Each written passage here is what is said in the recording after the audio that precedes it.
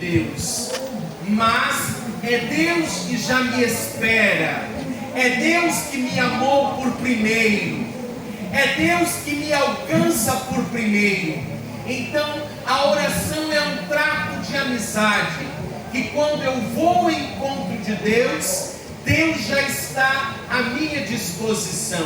É um trato de amizade, é uma relação íntima e pessoal, é uma relação de comunhão. É essa relação profunda que Deus quer estabelecer conosco para nos salvar.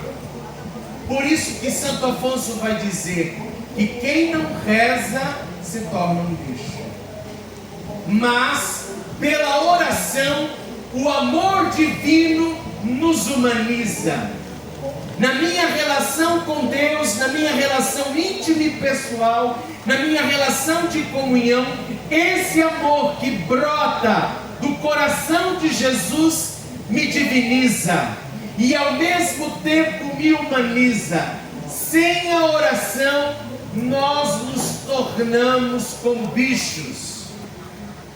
E ainda mais, carismáticos, especialistas em Deus. E nós não queremos nos tornar especialistas. Nós queremos nos tornar homens de Deus, homens de oração. Mulheres de Deus, mulheres de oração.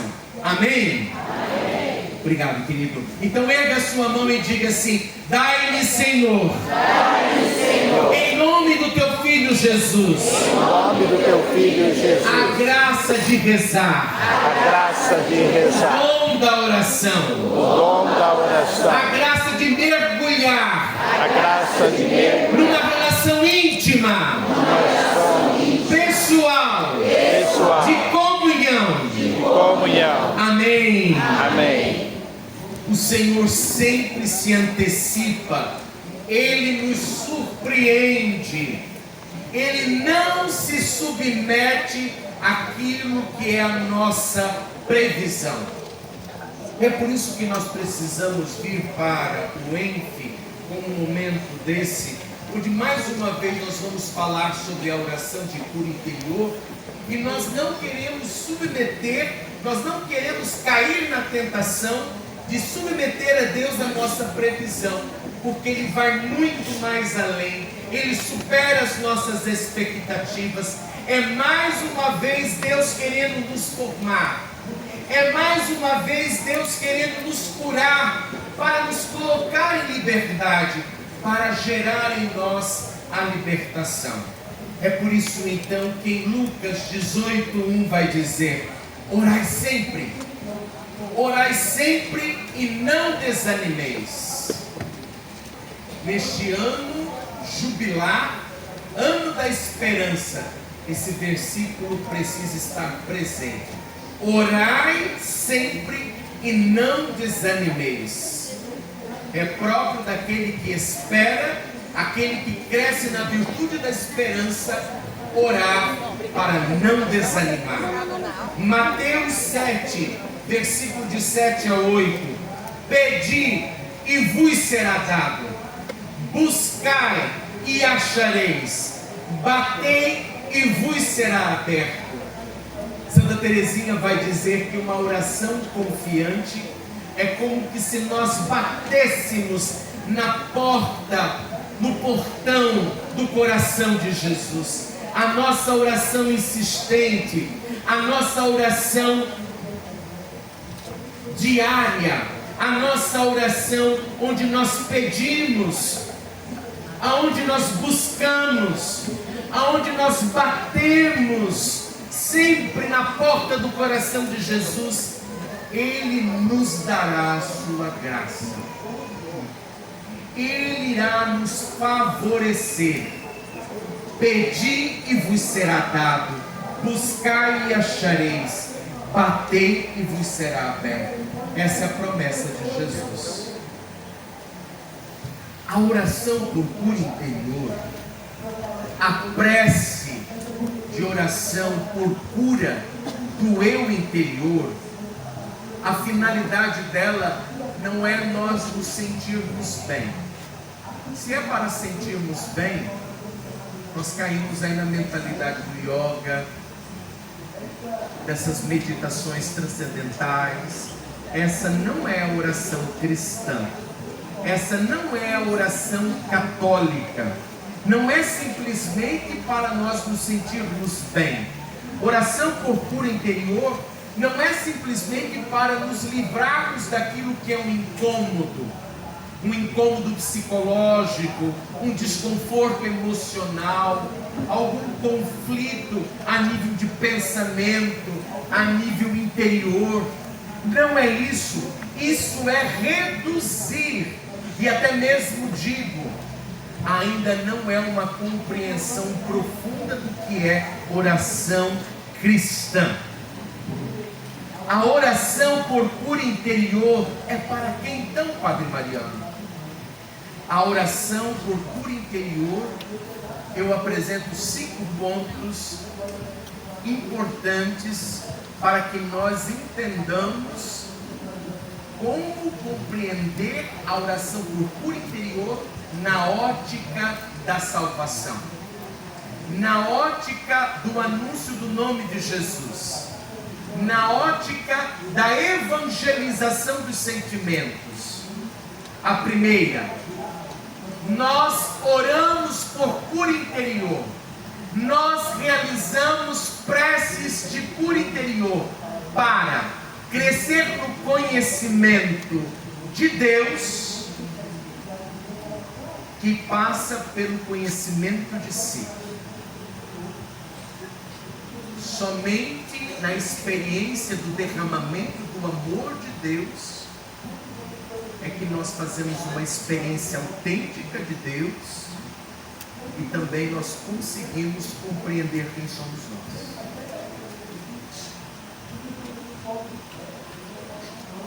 É crescer no conhecimento de Deus e de si mesmo. Segundo, para colher em Deus a revelação definitiva de si. É o desdobramento daquilo que eu disse como conhecimento de si. Quando eu acolho o amor de Deus, quando eu acolho o nosso Senhor Jesus Cristo na minha vida, então eu também acolho a revelação definitiva de mim mesmo, que ultrapassa o conhecimento científico, que ultrapassa o conhecimento antropológico, que ultrapassa o conhecimento psicológico, vai muito mais além. Todos esses conhecimentos científicos, filosóficos, possuem uma grande contribuição, mas o conhecimento de nós mesmos que se dá na relação com Deus, ela é superior.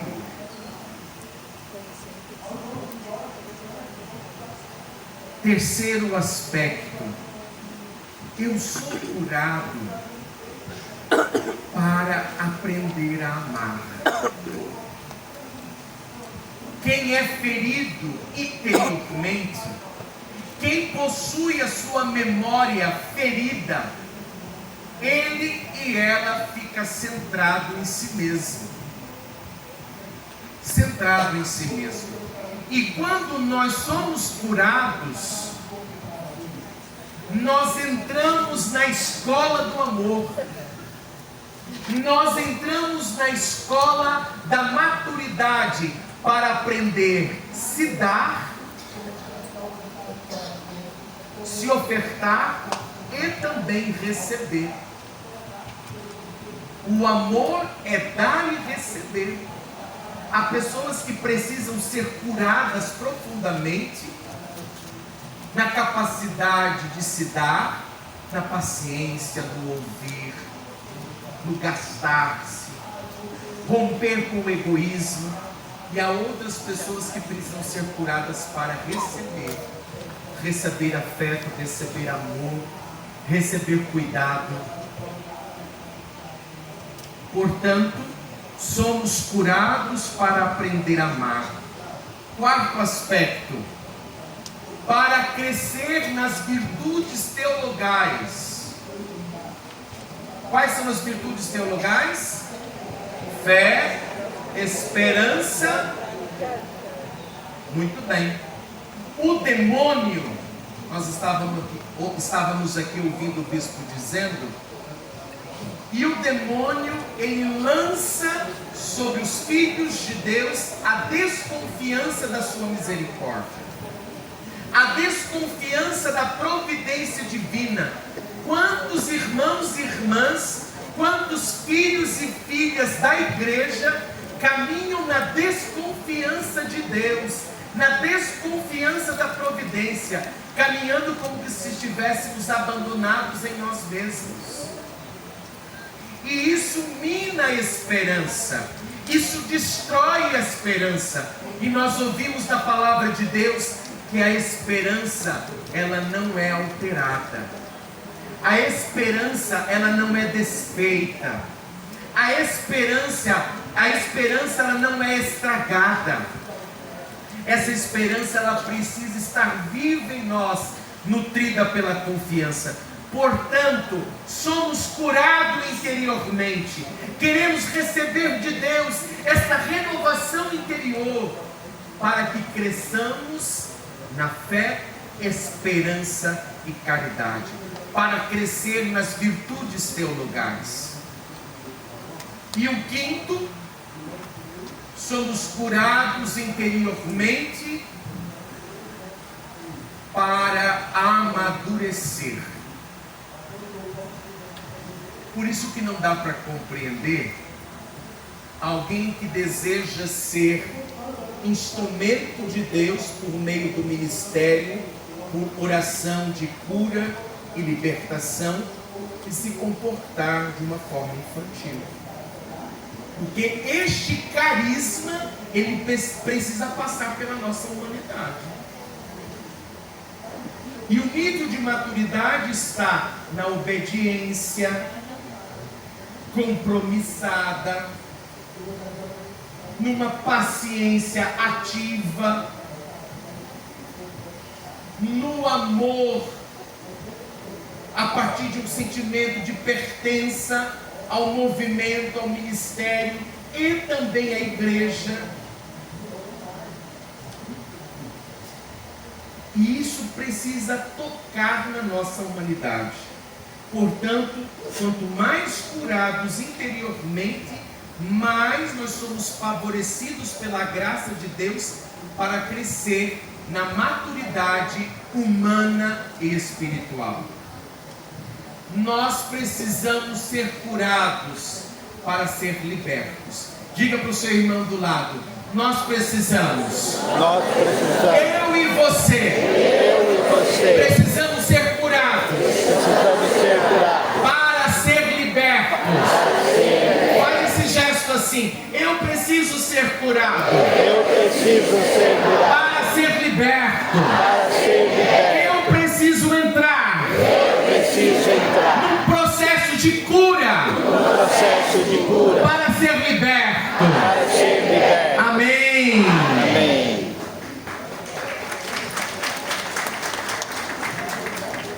Queridos irmãos, abra agora a sua Bíblia. Vamos lá em Gálatas, capítulo 2.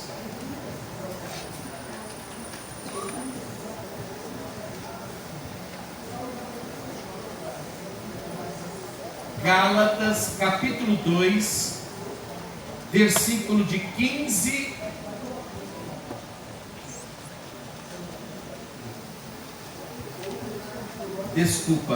versículo 16 ao 21.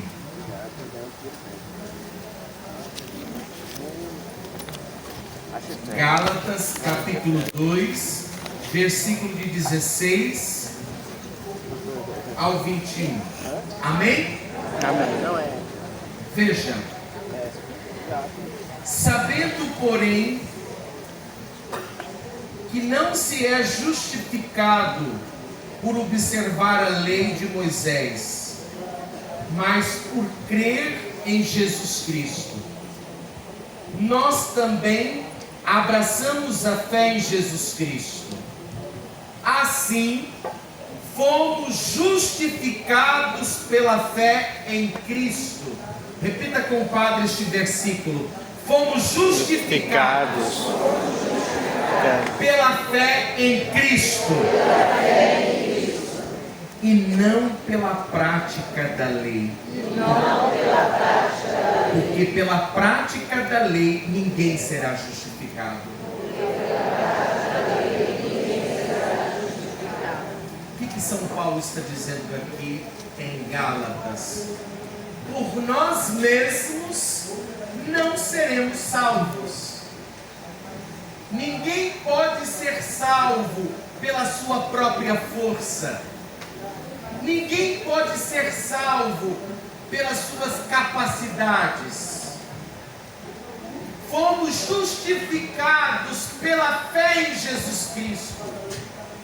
Somos justificados em abraçar nosso Senhor Jesus Cristo como Senhor da nossa vida pelo dom da fé.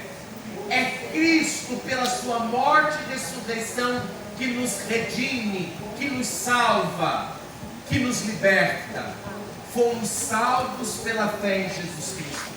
A lei, ela tem a sua importância como um caráter pedagógico para nos auxiliar na vivência do amor de Deus e na prática da sua vontade. Ela tem um caráter pedagógico. Continuamos no versículo 17. No versículo 17. Se porém buscando a nossa justificação em Cristo, ainda nos descobríssemos pecadores, não estaria Cristo a serviço do pecado? Isto é impossível. Se eu reconstruo o que destruí, então sim, é que me torno transgressor. Aliás, foi em virtude da lei que eu morri para a lei, a fim de viver para Deus. Com Cristo eu fui pregado na cruz. Eu vivo, mas não eu. É Cristo que vive em mim. Olha que São Paulo vai dizer: com Cristo eu fui pregado na cruz. Algo semelhante vai nos dizer Santa Teresa Benedita da Cruz. Essa mulher que era judia, se converteu à fé católica, se tornou uma irmã carmelita e morreu no período do nazismo. Ela dizia assim: a minha atividade humana não pode me salvar. Nenhuma atividade humana pode nos salvar. Portanto, eu quero participar da paixão de nosso Senhor Jesus Cristo. Eu quero participar da paixão e morte de nosso Senhor Jesus Cristo. É isso que São Paulo vai dizer. Eu fui crucificado, eu fui pregado com Cristo na cruz, a nossa conformação a Cristo. E é isso que a cura interior deve nos levar. A cura interior deve nos levar a morrer para os nossos vícios, a morrer para os pecados, a morrer para a vida velha, a morrer para os costumes antigos. A cura interior não é alívio emocional. Cura interior é transformação do ser humano que começa do coração. São João Maria Vianney, entendendo que é a partir do coração que começa a transformação de vida, é que ele gastou então o seu ministério nas confissões, no atendimento do sacramento da reconciliação, porque ele entendeu que é a partir do coração que o homem se transforma. A cura interior deve nos levar a um crescimento de conformidade a nosso Senhor, porque nós queremos dizer como São Paulo: com Cristo eu fui pregado na cruz. Eu vivo, mas não eu. É Cristo que vive em mim. é Cristo que vive em mim. Queridos irmãos, e quantos de nós, ou então do nosso povo, o povo que Deus nos confiou na diocese, na paróquia, no grupo de oração, as pessoas que são assistidas por meio do nosso ministério, as pessoas que nós pastoreamos, essas pessoas muitas vezes elas dizem: já não sou eu que vivo, é a tristeza que vive em mim. Já não sou eu que vivo, é a amargura, o desamor. Já não sou eu que vivo, mas é o ódio pelo meu pai, o ódio pela minha mãe, o ódio pela vida.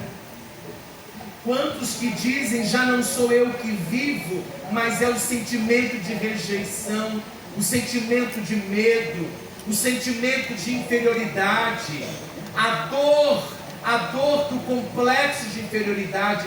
Já não sou eu que vivo, mas são os meus conflitos. Já não sou eu quem vivo, mas é o desamparo, o desespero. E meus irmãos, o Papa Francisco tem nos falado da virtude da esperança. Não é de agora. Aqueles que estavam ou que presenciaram por meio, das redes sociais, que tiveram acesso às suas homilias, no ano jubilar da renovação carismática, pode ter a plena ciência que o Papa já falava da esperança lá em 2017. Ele já falava da esperança. E por quê? Porque nós contemplamos uma humanidade rendida ao desespero. Homens e mulheres, jovens e crianças rendidas ao desespero. Eu estou vendo que algumas pessoas estão filmando. Eu gostaria que parasse de filmar. Primeiro, porque a renovação carismática depois vai oferecer esse conteúdo.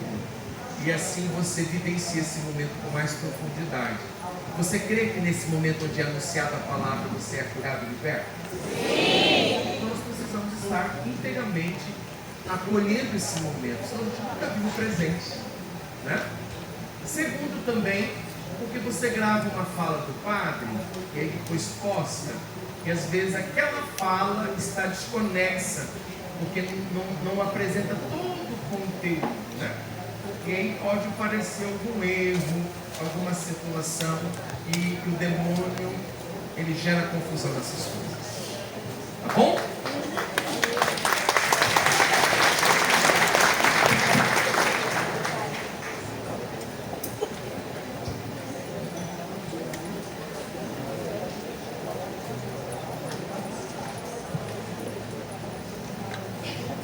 Quantas pessoas rendidas ao desespero e ao pânico.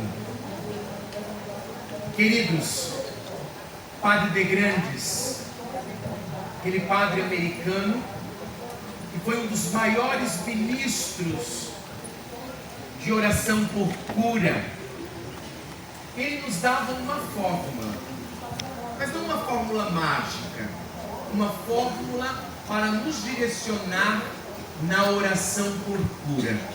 Ele dizia assim, como um grande pedagogo, ele dizia assim: louvor mais perdão igual a cura. Vamos repetir juntos? Louvor mais perdão igual a cura. Fala para o seu irmão aí essa receita. Louvor mais perdão igual a cura.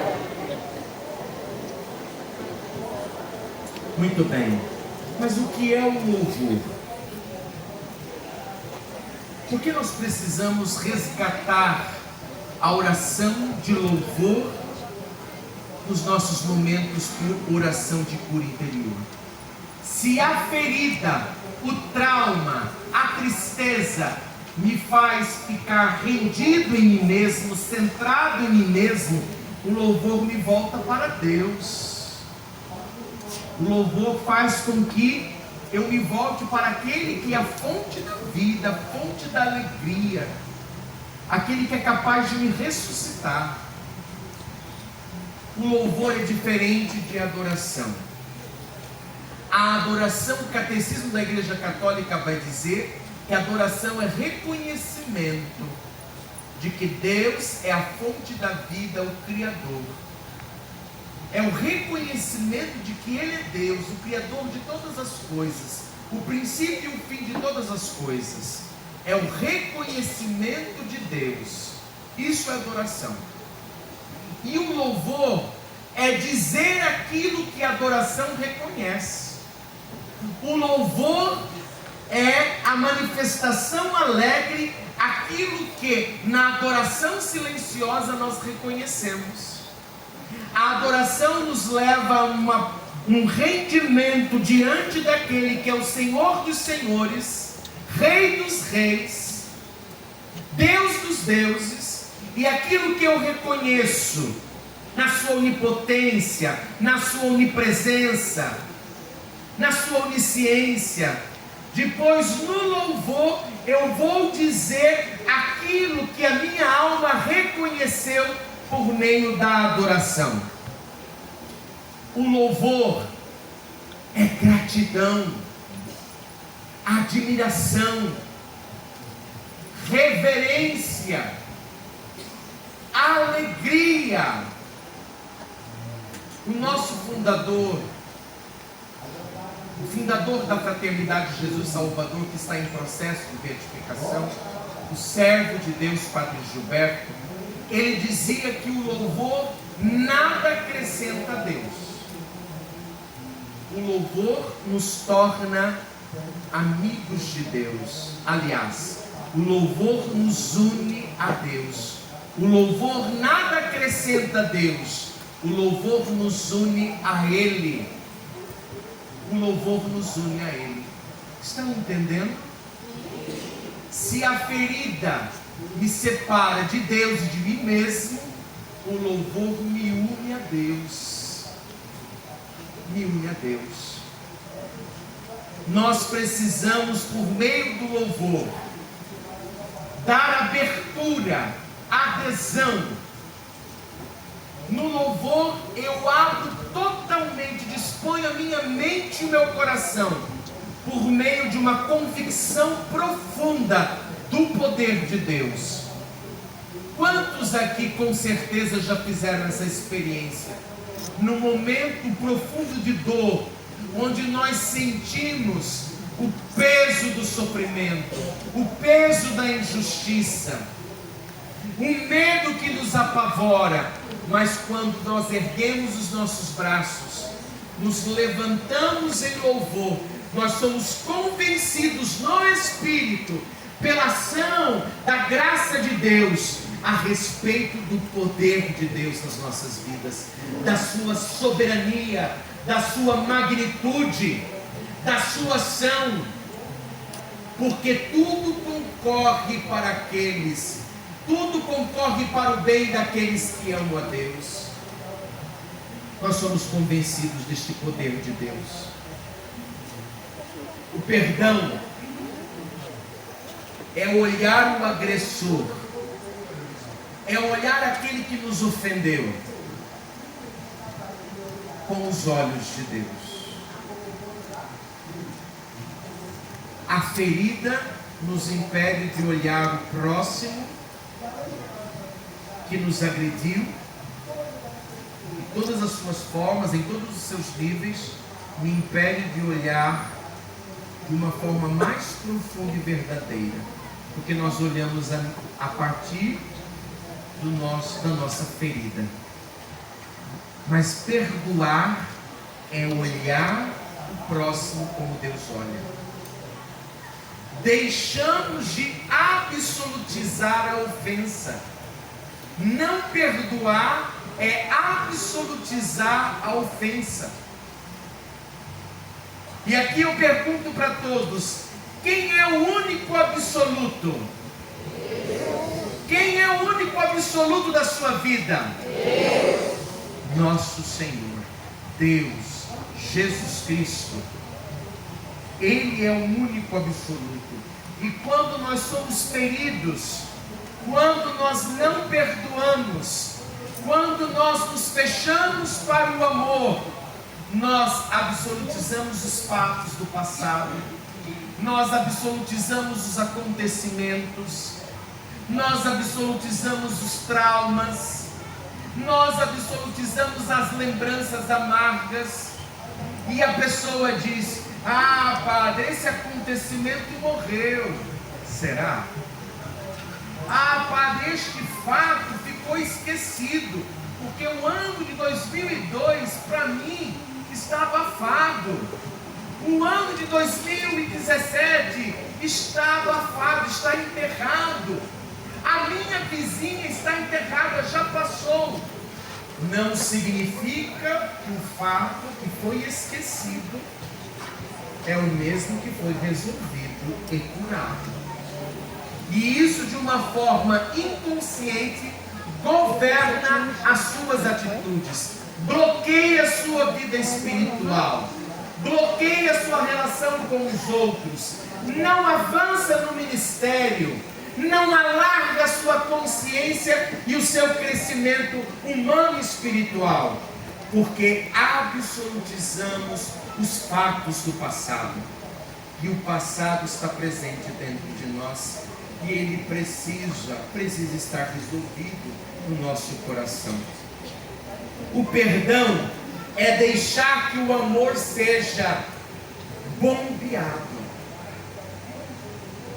O perdão é deixar que o amor seja bombeado pela decisão do coração, através de todo o sistema, de tudo aquilo que o Evangelho nos propõe, que deve circular toda a nossa vida espiritual. Vou repetir: o perdão é deixar que o amor seja bombeado pela decisão do coração, através da proposta do Evangelho, que deve circular toda a nossa vida espiritual. Eu estava falando de maturidade no início dessa formação, dessa pregação. O imaturo é aquele que se ocupa com os seus pais no mundo interior. A pessoa, ela tem 45 anos, 50, 30, mas ela caminha ainda. Biologicamente, ela tem 43, tem 30 anos, tem 50 anos, mas o seu comportamento não corresponde com a idade biológica. O seu comportamento, as suas atitudes não correspondem com a sua idade cronológica. E por quê? Porque o imaturo é aquele ainda que está ocupado interiormente, está ocupado no seu interior com o seu pai e com a sua mãe. É aquele ainda como se fosse um adolescente, que vê ainda o pai como um herói e uma heroína, o He-Man e a Mulher Maravilha, que deveria fazer todas as coisas de uma forma perfeita, sendo que, na verdade, quando nós vamos amadurecendo, nós vamos entendendo que os nossos pais não é nem super-homem e nem Mulher Maravilha. Foram pessoas corajosas que nos ofereceram aquilo que eles poderiam nos dar. Mas nós ficamos tão presos àquilo que nós não recebemos, aquilo que foi situações da nossa história, e o imaturo aqui, nos 30, 40, 50 anos, ocupado com essas coisas. E com isso não estou diminuindo os sofrimentos que você enfrentou aqui, nesse período, na primeira infância, na segunda infância, nas situações do passado. Eu sei que isso foi doloroso, não foi responsabilidade sua, mas agora eu sou responsável para tomar uma nova decisão. O que eu vou fazer com tudo isso? E a cura interior, a oração por cura interior para a libertação, ela tem a sua importância na vida espiritual, na nossa caminhada, auxiliando essas pessoas para experimentar aquilo que são os benefícios de Deus que foi nos dado por Cristo morto e ressuscitado. Eu vou precisar agora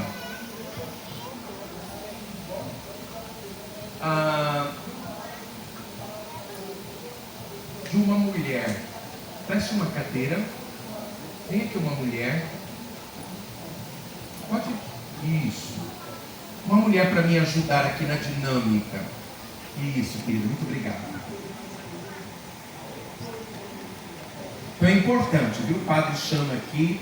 Eu vou citar situações para exemplificar, mas não tem nada a ver com a pessoa que está aqui.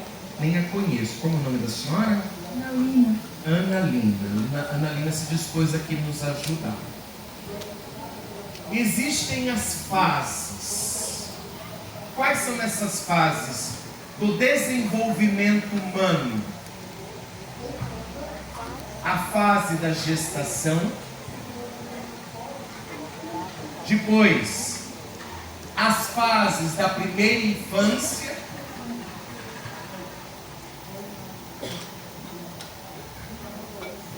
depois a fase da segunda infância, e o padre vai parar por aqui na fase da adolescência e juventude. Então eu vou orar. E essa pessoa, essa minha irmã, vai representar a fase da gestação.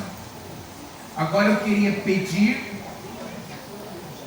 uma outra mulher que vem aqui com a cadeira para representar a fase da primeira infância. Pode deixar, mais 5 aqui. A senhora pode sentar aqui. Aqui mesmo. Primeira infância. Segunda infância. E a adolescência. Obrigado.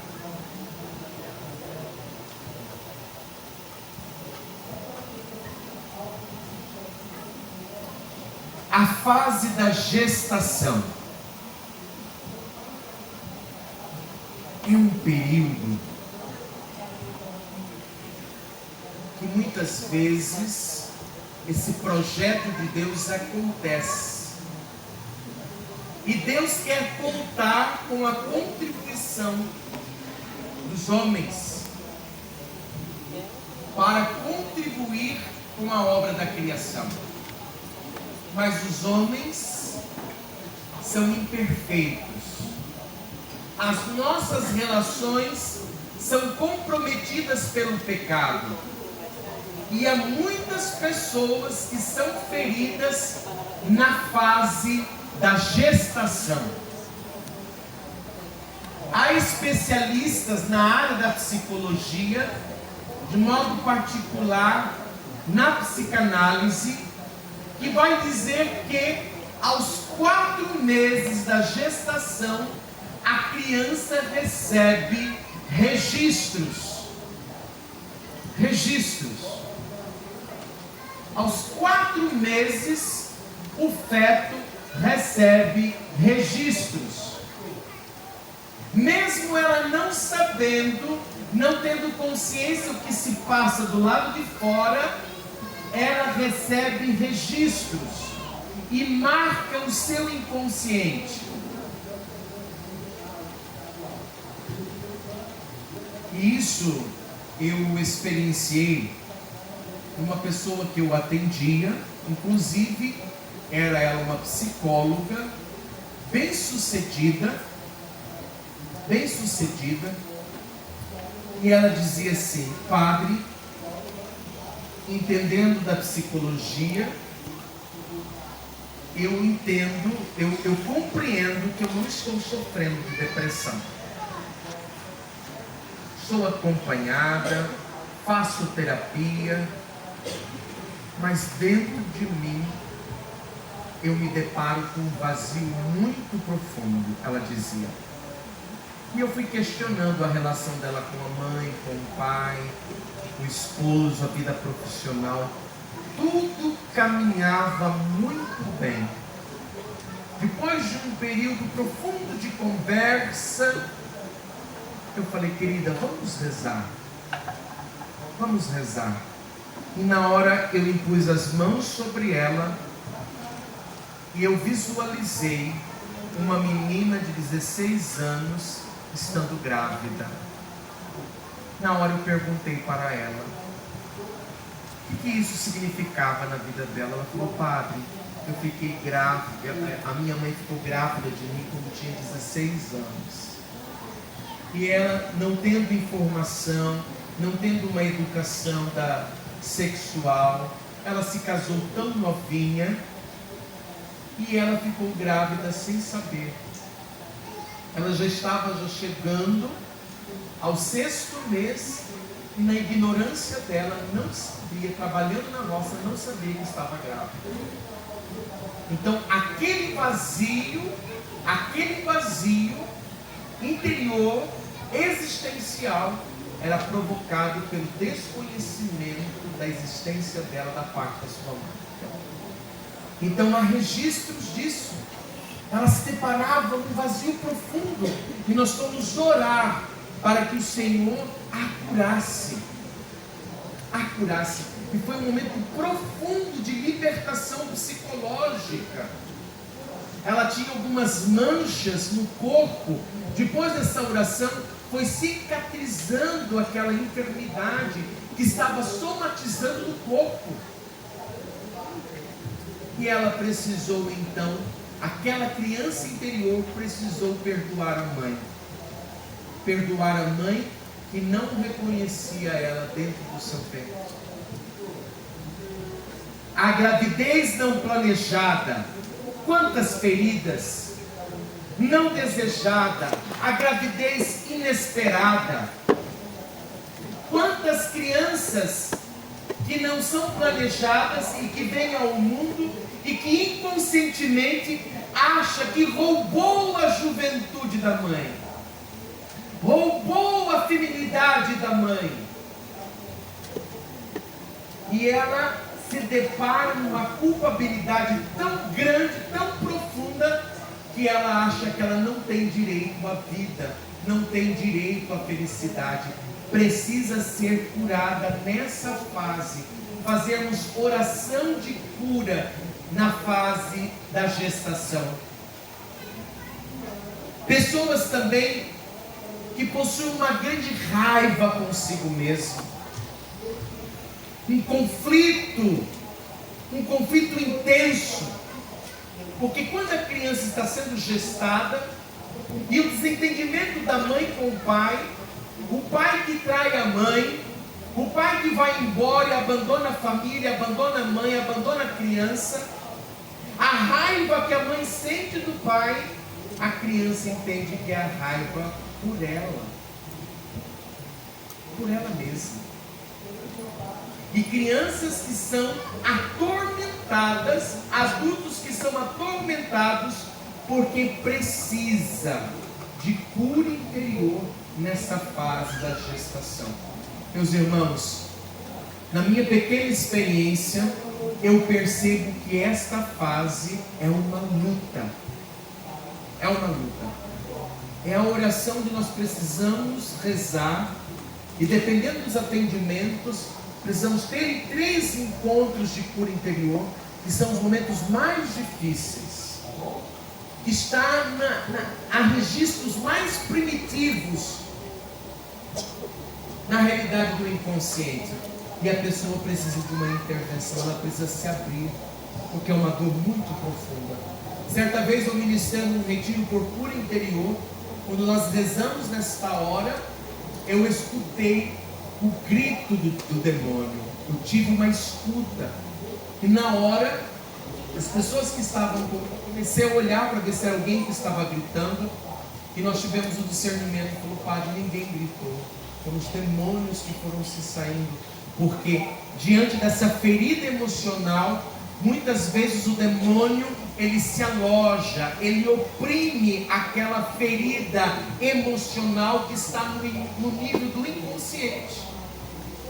E o demônio fica como se fosse uma pata sobre a ferida. Eu não estou falando aqui de possessão, eu estou falando aqui de uma opressão. De uma opressão. E às vezes nessa fase, nós precisamos, após um momento de profundo louvor, ministrar uma libertação, porque é um bloqueio psíquico, intelectual, cognitivo, espiritual tão grande, que se precisa pedir em nome de Jesus que seja liberta, para depois ir mergulhando no processo de cura interior. Amém? Amém. Então nós falamos aqui da fase da gestação.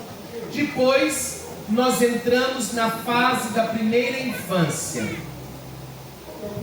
Na primeira infância, nós temos aqui essas nossas 3 irmãs.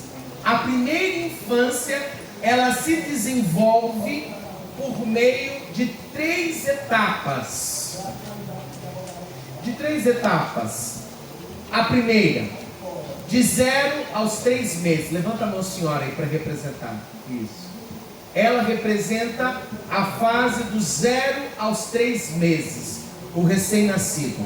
A próxima, a segunda fase, a segunda etapa do desenvolvimento humano na primeira infância, de 4 a 12 meses.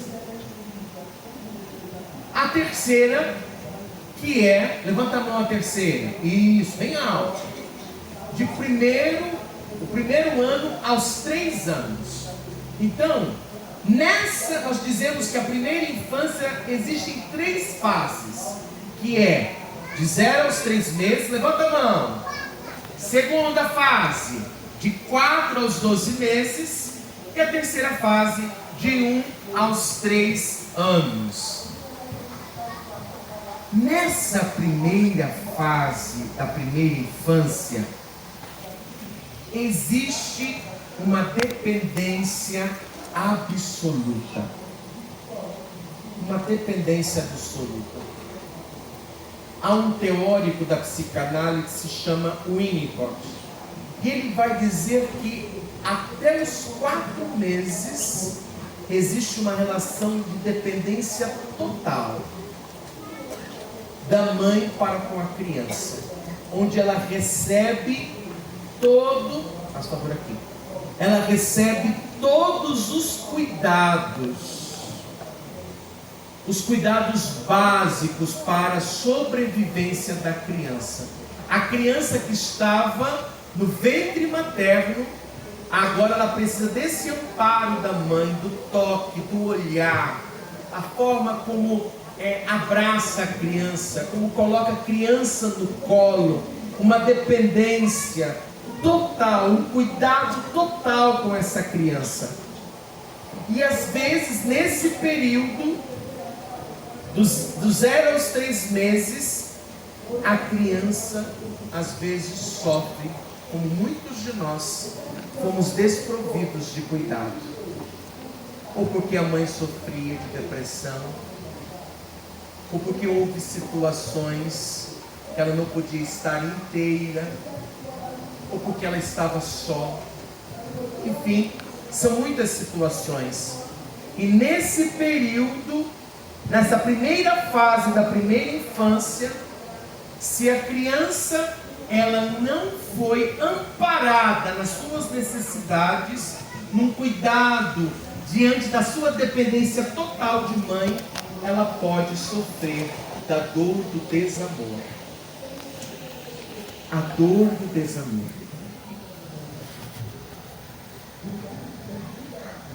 Nós vemos depois também que na primeira infância existe a segunda etapa, a segunda fase, de 4 a 12 anos.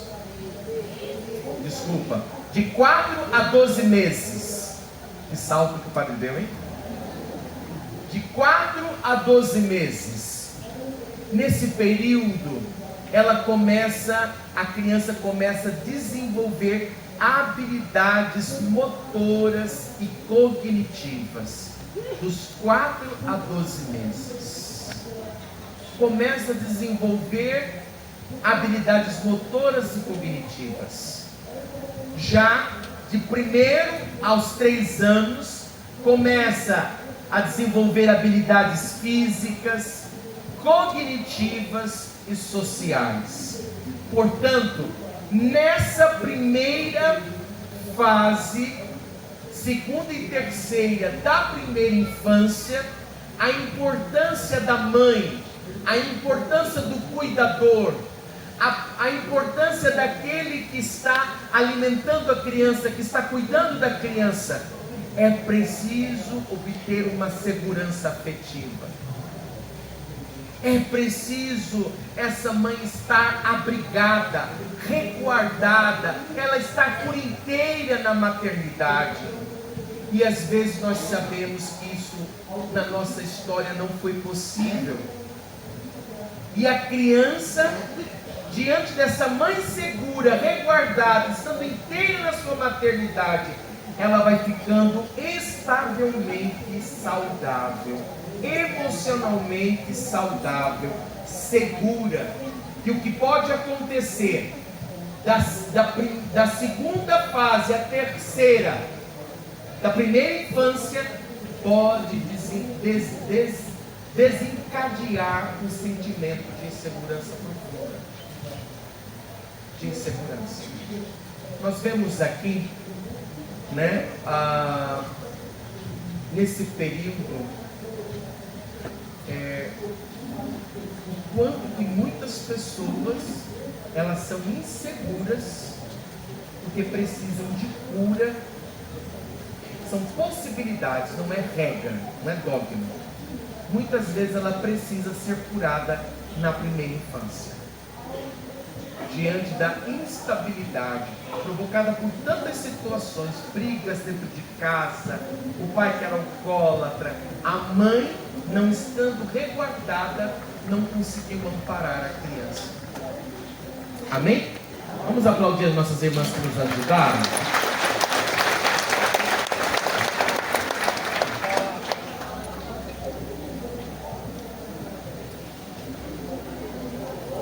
Pode deixar 2 cadeiras aqui.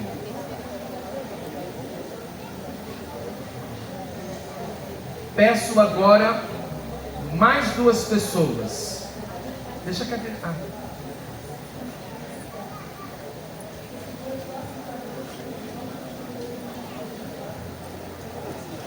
Só as mulheres, e cadê os homens, hein? Qual que é o da juventude que falou agora? Nós entramos agora na fase da segunda infância, que acontece dos 4 aos 6 anos. Ela é a segunda infância e ela é a fase da adolescência e juventude. Dos 4 aos 6 anos, a fase da segunda infância é o período dos 4 aos 6 anos, onde a criança já começa a receber a preparação para a vida escolar. É o período da escolaridade, onde se dá um processo de personalização. Cada vez mais a criança vai entendendo que ela é um ser diferente da mãe, que ela não é um prolongamento da mãe.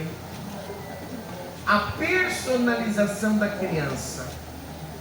E nesse período escolar, nós vemos muitas vezes as crianças sofrendo por intimidação, pela cor, pelo jeito de ser, pelas dificuldades. Todos nós temos as nossas diferenças, temos o nosso ritmo biológico, e a criança ela sofre uma intimidação. É um momento de grande sofrência para a criança, de sofrimento para a criança. Por quê? Porque ela sai do ambiente maternal e entra na escola. E se isso não for bem acompanhado, alguns recebem grandes traumas nessa fase. A pressão para o desenvolvimento, aquela cobrança desumana diante do desenvolvimento intelectual, às vezes também a exclusão, a mudança radical e severa de ambiente. Então pode ser um grande período que gera marcas do nosso desenvolvimento humano e que precisa também de cura interior. Quantas pessoas também nessa fase, principalmente os mais antigos, né? Os mais velhos, minha mãe falava, por não aprender a tabuada, o professor ia lá, a educadora batia com a régua na mão, palmatória, né? Pessoas precisam ser curadas nessa fase. E aí às vezes tem a experiência com o batismo do Espírito Santo, quer entrar, entender o que o Senhor chama para o ministério e tem formação. E aí faz a relação da formação com esse trauma no período da escola. E a pessoa não cresce na formação dentro da igreja porque possui esse trauma. Precisa de cura interior. Também nós entendemos que na fase da adolescência e juventude há mudanças hormonais da criança. Mudanças hormonais, mudanças físicas, crescimento dos ossos, do músculo, dos órgãos sexuais. Por isso que a gente vê muitas adolescentes com aquelas rouponas largas, né? Porque ela está desconhecendo o corpo dela, está sofrendo mudanças radicais. E ao mesmo tempo há uma busca de dependência, de identidade, de autoestima. Ela quer pertencer a algum grupo social, uma identidade cultural. E nesse momento também é um momento muito difícil, porque ela sofre o luto da infância e os desafios de uma vida nova, os desafios da vida adulta. Ela quer crescer, mas não quer desapegar da infância. E nesse período precisamos ter muita paciência com os nossos adolescentes, porque para ele é muito difícil. E a juventude, para que possa se desenvolver nesse processo de conhecimento da própria sexualidade, da energia sexual, de tudo isso, se ela apresenta essas feridas, ela vai procurar afeto no mundo, e é onde na sexualidade ela é ferida. Um período que pode gerar até mesmo confusão na identidade sexual pelas feridas do passado, e ela dando conta dessa energia sexual, a energia sexual que agora está concentrado no órgão genital, o prazer que está centrado no órgão genital. E a criança, às vezes, por falta de formação, por uma educação, de um diálogo, e às vezes ela se perde, o adolescente, a juventude se perde, ou porque está buscando a mãe ou o pai, ou a segurança que lhe faltou. E nós precisamos ministrar a cura de Deus. Amém? Amém. Muito obrigado, viu, queridas, pela ajuda. Deus abençoe. Pode levar. Quem quer ficar?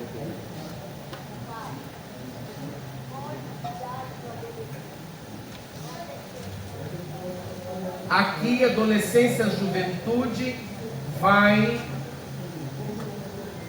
dos 11 anos até os 19.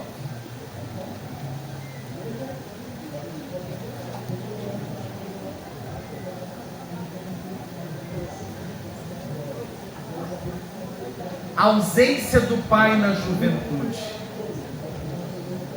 Criança que muitas vezes o adolescente fica rebelde, mas lá no fundo ele quer receber um não, viu?